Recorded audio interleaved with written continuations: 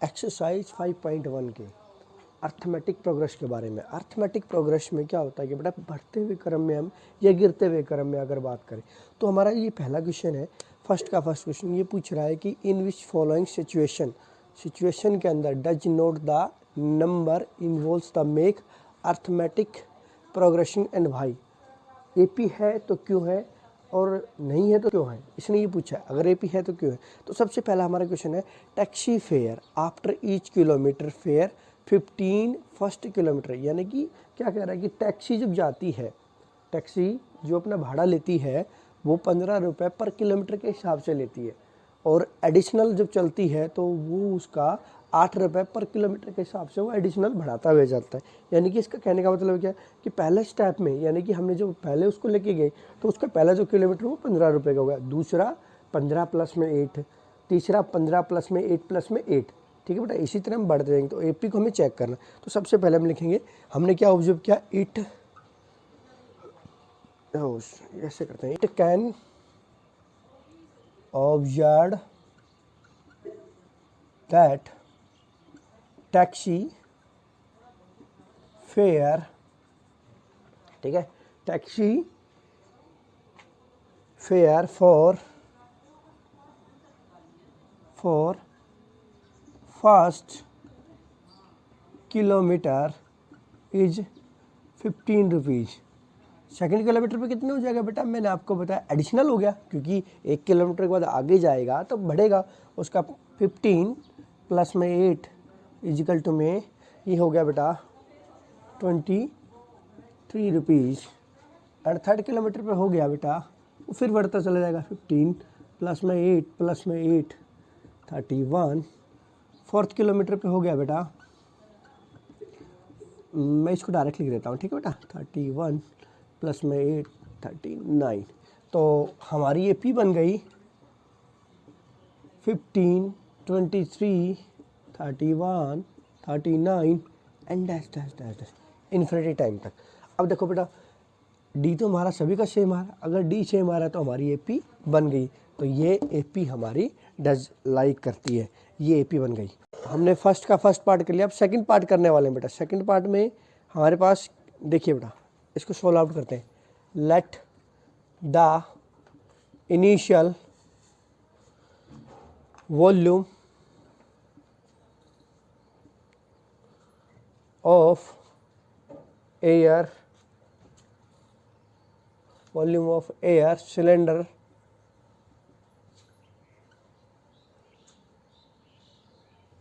V। हमने क्या किया बेटा, जो सिलेंडर का वॉल्यूम है उसको हमने V माना है बेटा, ठीक है। अब हम इसको आगे करने वाले हैं, दी वैक्यूम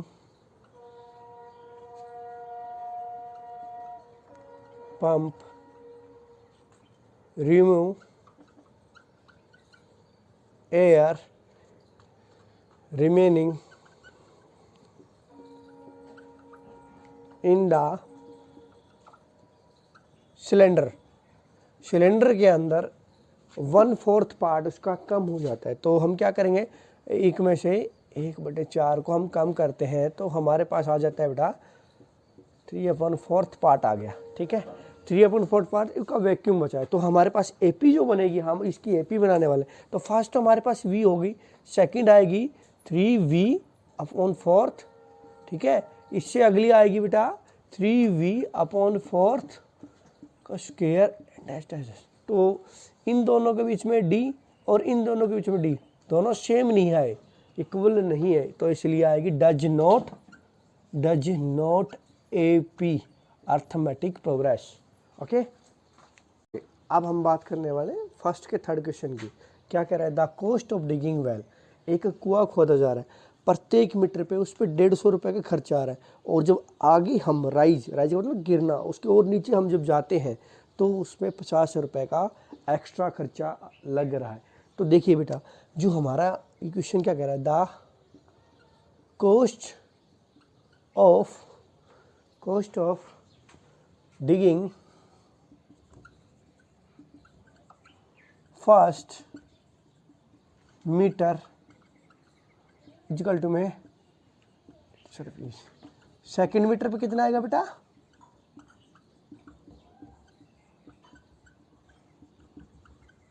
और थर्ड पे थर्ड मीटर बेटा, किलोमीटर नहीं, थर्ड मीटर।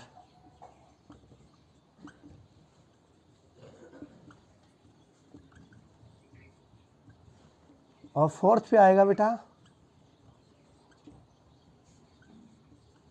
क्योंकि बेटा हर बार 50-50 रुपये बढ़ते आ रहे हैं, तो एपी क्या बन गई हमारी? 150, 200, 250, 300 ऐसे। ठीक है बेटा? क्या बेटा, हम बात कर रहे हैं फर्स्ट क्वेश्चन की फर्स्ट पार्ट की। 10,000 रुपये वो डिपॉजिट करता है, वो प्रत्येक साल 8 रुपये रेट ऑफ इंटरेस्ट के साथ हर साल बढ़ते हुए जाते हैं। तो क्वेश्चन को सॉल्व आउट करो। We know that if R rupees P is deposit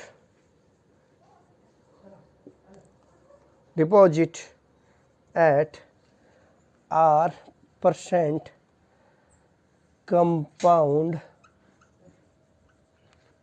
interest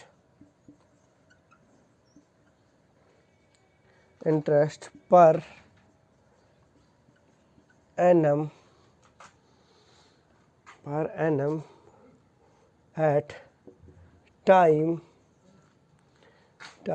n year। तो हम इसको ऑब्जर्व करेंगे।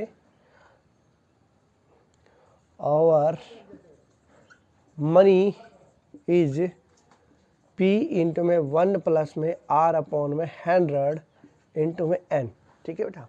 अब हमारे पास जो बनेगा वो बनेगी इस सिचुएशन के हिसाब से। देयरफॉर प्रिंसिपल हमारे पास है 10,000 रुपये, रेट ऑफ इंटरेस्ट 8%, तो 1 प्लस में 8 अपॉन में 100, तो ये एपी बन रही है। ठीक है बेटा? अगले साल में इनकी अगली सेकंड एपी जो बनेगी वो A2 बनेगी 1 प्लस में 8 अपॉन में इसकी पावर 2। अगले में फिर से वही क्या कर रहा हूँ बेटा? ठीक है? 1 प्लस में 8 अपॉन में 100 इसकी पावर 3। जब यहाँ से यहाँ तक का जो डिफरेंस निकालेंगे और इसका डिफरेंस आएगा, वो दोनों सेम नहीं आएंगे, तो ये आएगी डज नॉट एपी। ये क्या आ जाएगी? यहाँ लिख देता हूँ बेटा, डज नॉट एपी। देखिए बेटा, हमारे पास क्वेश्चन अब सेकंड है।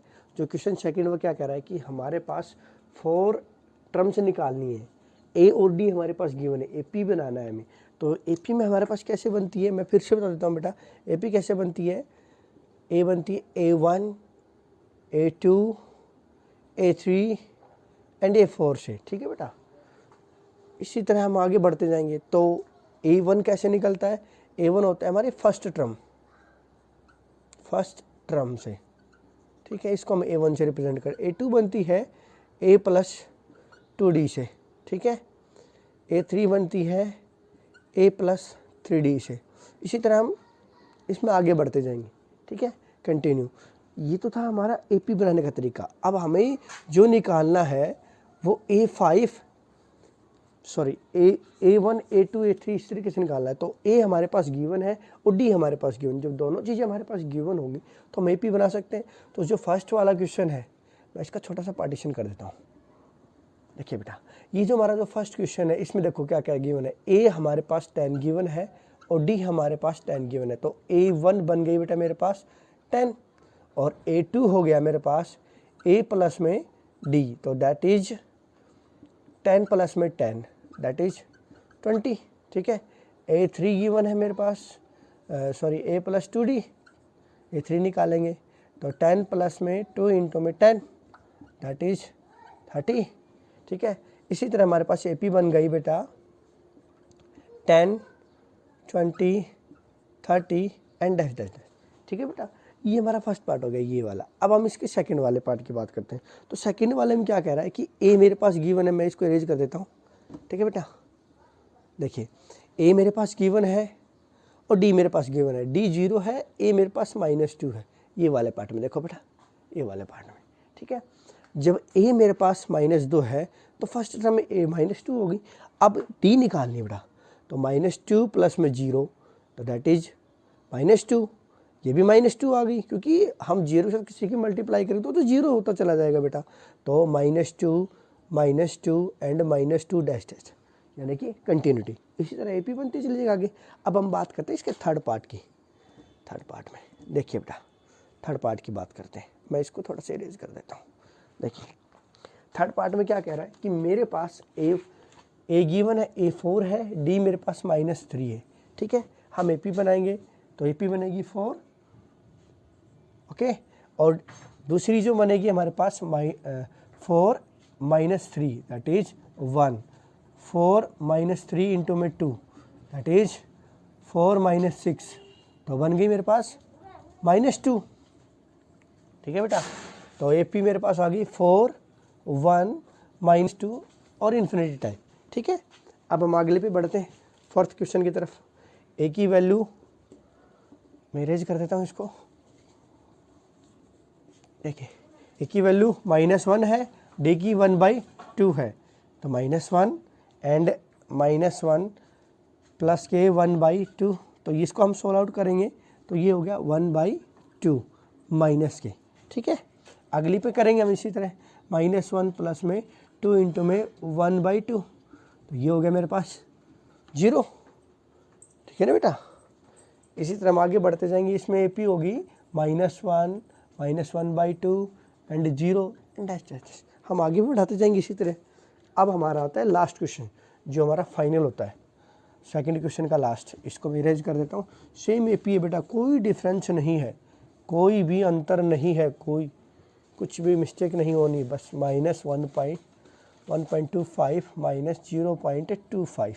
तो फर्स्ट टर्म आ गई -1.25, A2 निकलेगी -1.25 प्लस -0.25। बस माइनस की जो है टर्म्स उनको मिस्टेक मत करना। तो इसको सॉल्व आउट करेंगे तो माइनस के 1.50, क्योंकि बेटा माइनस माइनस ऐड हो जाते हैं। अगली टर्म निकलेगी -1.25 प्लस में 2 इंटू में माइनस के 0.25, इसका मल्टीप्लाई करेंगे तो ये आ जाएगी माइनस के 1.75। तो हमारे पास AP बन गई माइनस के 1.25 माइनस के 1.50 माइनस के 1.75 कंटिन्यूटी। ठीक है बेटा, हमारा सेकंड क्वेश्चन भी कंप्लीट हो जाता है। अब हमारे पास क्वेश्चन नंबर थर्ड है। क्वेश्चन नंबर थर्ड में क्या पूछा गया है कि हमारे पास AP कुछ गिवन है, उसकी फर्स्ट टर्म और कॉमन डिफरेंस, दो चीज़ें निकालनी। तो हमारा जो पहला क्वेश्चन है, जो फर्स्ट क्वेश्चन है, वो ये कह रहा है कि मेरे पास 1 -1 -3 इस तरीके से हमारे पास गिवन है। तो A तो हमारे पास हो गया 3, फर्स्ट टर्म A होती है, और डिफरेंस D कैसे निकलेगा, A2 माइनस A1 से। तो A2 मेरे पास कितना गिवन है बेटा, 1 माइनस के 3, कितना हो गया -2। तो जब हम इसमें भी निकालेंगे तो भी -2 आएगा, इसमें भी निकालेंगे तो -2, और नेक्स्ट टर्म में निकालेंगे तो भी -2। तो हमारे पास A भी गिवन हो गया और D भी आ गया। इसी तरह हम इसके सेकंड पार्ट की बात करेंगे। अब हम सेकंड पार्ट में क्या कह रहा है कि सेम है बेटा, AP सेम है, A और D ही निकालना है उसमें भी। -5 -1 3 और 7, ये हमारे पास गिवन है कंटिन्यूटी टाइम तक। A मेरे पास हो गया -5, D कैसे निकलेगा, वही A2 माइनस A1। तो A2 मेरे पास कितना है, -1 माइनस इंटू में -5, तो ये हो गया -1 प्लस के 5 दैट इज 4। तो इसी तरीके से इसमें भी 4 आए, इसमें भी 4 आएगा, इसमें भी 4 आएगा। ठीक है, सभी में 4 4। तो A और D हमारे पास गिवन हो गया। अब हम बात करते हैं इसके थर्ड पार्ट की। थर्ड पार्ट में क्या कह रहा है, 1/3, 5/3, 9/3 and 13/3 that is infinity time. तो हमारे पास A तो गिवन है 1/3, और D निकालेंगे 5/3 माइनस 1/3 दैट इज 4/3। जब यहाँ से निकालेंगे तभी 4/3 आएगा, यहाँ से निकालेंगे 4/3, यहाँ से निकालेंगे 4/3। जब सभी में सेम आता है तो डिफरेंस हमारा सेम है, तो AP भी है, इट मीन AP भी है, तो ये भी AP होगी, ये भी AP है। A भी निकाल दिया हमने, D भी निकाल दिया। अब हम इसका लास्ट पार्ट निकाल रहे हैं।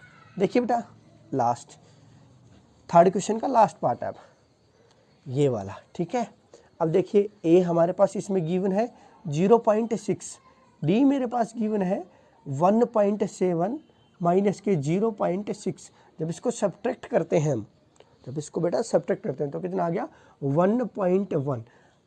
मैं अगले में करके दिखा देता हूँ, अगली डी निकाल कर देखते हैं हम 2.8 माइनस के 1.7 तो कितना आ गया बेटा 1.1, यानी कि ये दोनों सेम आ गए, D1 एंड D2 सेम आ गए। तो हमारी AP होगी, ए का ये हो गया, डी ये हो गया, ठीक है। AP तो हमारी ऑलरेडी है। अब हम बात करते हैं